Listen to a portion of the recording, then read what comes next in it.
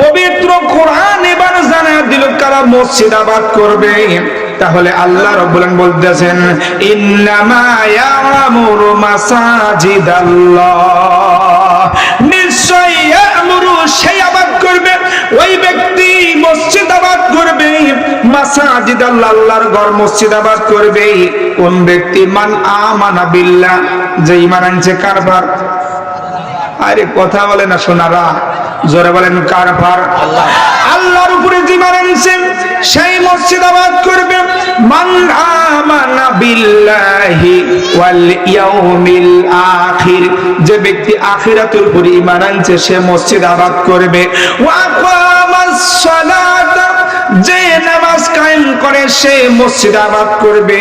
ওয়া আতাজ যাকাতা, যে সঠিকভাবে যাকাত দেয় সে মসজিদ আবাদ করবে।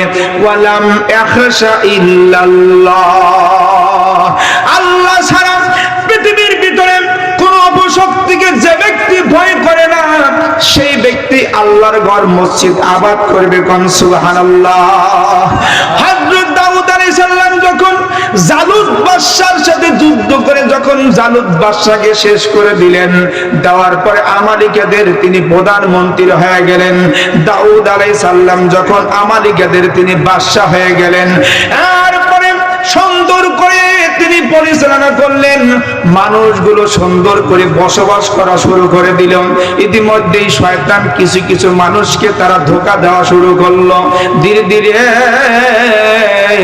মানুষগুলো আবারও মালিককে ভুলে গেল, তারা দেবদেবীর পূজা করা শুরু করে দিল, তারা রবের দুশমনি করা শুরু করে দিল। আল্লাহ রাব্বুল আলামিন ডাক দিয়ে বলে, দাউদ রে, আমি তোমার এই সমস্ত লোকদেরকে আমি আযাব দেব, তবে দাউদ তিনটি আযাব দেব, তিনটির ভিতরে তারা যেটা গ্রহণ করবে সেটাই তাদের জন্য বরাদ্দ করা হবে। এক নাম্বার হলো শত্রুর ভয় দিয়ে তাদেরকে আমি আক্রমণ করব, দুই নাম্বার ক্ষুধা দিয়ে, তিন নাম্বার মহামারী দিয়ে। কলেরা রোগ নাম শোনেন নাই? কলেরা, তিনটির ভিতরে যেটা চাই সেটাই তাদের জন্য বরাদ্দ করা হবে। দাউদ আলাইহিস সালাম তার কওমদেরকে জানিয়ে দিল, তোমরা মালিকের সাথে দুশমনি করা শুরু করে দিয়েছো, মালিক তোমাদের জন্য তিনটা আযাবের ভিতরে একটা দিবে, যেটা তোমরা চুজ পছন্দ করো সেটাই তোমাদের জন্য বরাদ্দ করবে। এবার ওই সমস্ত লোক এবার বিশ্লেষণ করা শুরু করে দিল, শত্রুর ভয়টা বড় ধরনের আযাব হবে, ক্ষুধা বড় ধরনের আযাব হবে, অতএব আমরা মহামারী চাই, কলেরা চাই। আল্লাহ রাব্বুল আলামিন তাদের উপরে কলেরা দিলেন। কলেরা এমন এক আকার ধারণ করলো, অসংখ্য অগণিত হাজার হাজার মানুষ দুনিয়া থেকে চলে গেল। যারা জীবিত ছিল, যারা বেঁচে ছিল, হযরত দাউদ আলাইহিস সালাম তাদেরকে ডাক দিয়ে বলে, হে আমার কওমেরা, শুকরিয়া আদায় করো, এই মহামারীর ভিতরে হাজার হাজার মানুষ দুনিয়া থেকে চলে গেল, ওই মালিক, ওই প্রভু তোমাদেরকে রক্ষা করেছেন, তোমাদেরকে হায়াত দিয়েছেন, শুকরিয়া আদায় করো। আল্লাহ তাআলা কুরআন দিয়ে জানাত দিয়েছে, লা ইন শাকারতুম লা আযীদান্নাকুম ওয়া লা ইন কাফারতুম ইন্না আযাবি লাশাদীদ।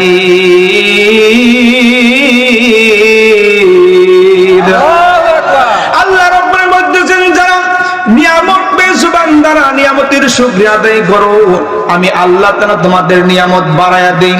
আর যারা শুকরিয়া আদায় করবে না, আমি আল্লাহ তাআলা তোমাদের নিয়ামতটা ছিনিয়ে নেই, শক্ত আযাবের ভিতরে গ্রেফতার করি। দাউদ আলাইহিস সালাম তার বংশের ওই সমস্ত লোকদেরকে জানায়া দিল, শুকরিয়া আদায় করো।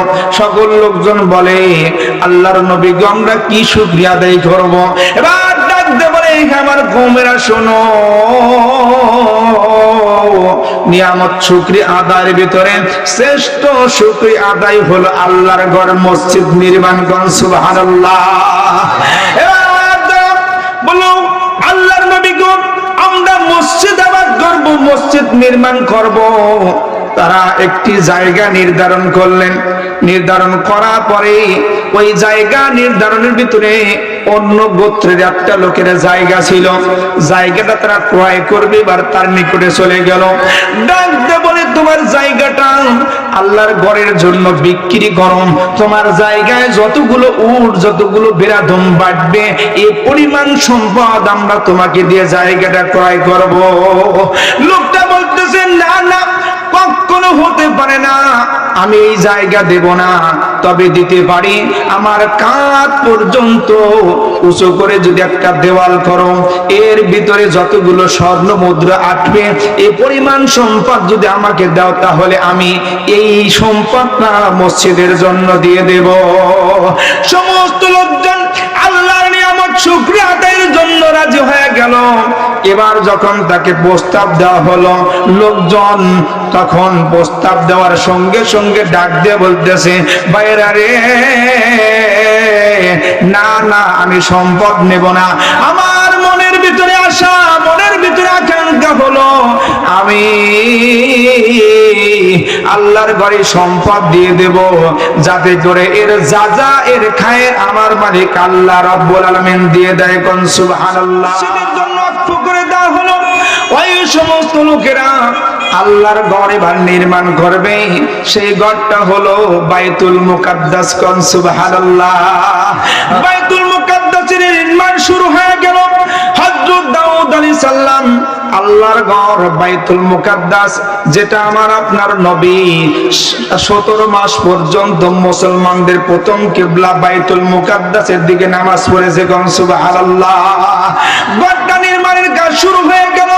এবার যখন ধীরে ধীরে নির্মাণের কাজ শুরু হয়ে গেল, যখন মাথা পর্যন্ত উঠে গেল, আল্লাহ রাব্বুল আলামিন ডাক দিয়ে বলতেছে, হ্যাঁ আমার নবী, আপনি কাজ সমাপ্ত করুন, এই কাজটা শেষ করবে আপনার সন্তান হযরত সুলাইমান আলাইহিস সালামকে দিয়ে। কোন সুবহানাল্লাহ।